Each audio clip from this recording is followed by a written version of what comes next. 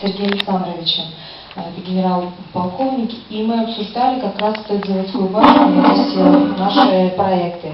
И нам сказали, что они могут поддержать, но мы поняли, что это должно быть конкретное предложение, которое четко описывает, куда, для чего, сроки. То есть я хочу сказать, что нас могут поддержать, но нам нужно сконкретизировать свои предложения. Вот, сделать действительно, найти людей, кто нам сможет осметить это, да, найти дизайнера, кто может это красиво преподнести. То есть вот музейный квартал, вот эта вот картинка, которая есть, нарисована, сфотографирована там от руки, это же можно сделать очень красивый дизайнерский проект. И у нас даже есть такие проекты.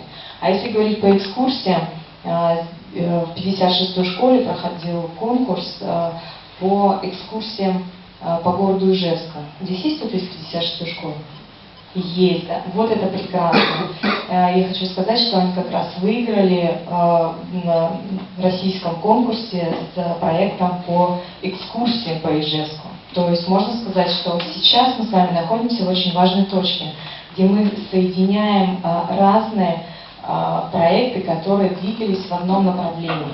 И вот сейчас у нас действительно такой момент, когда мы должны синхронизировать то, что уже наработано в разных сферах, посчитать, что нам нужно для этого сделать, и тогда у нас будут действительно шаги к реализации. Мне кажется, что это возможно, это не за 50 лет, а буквально за 3, максимум 6 лет.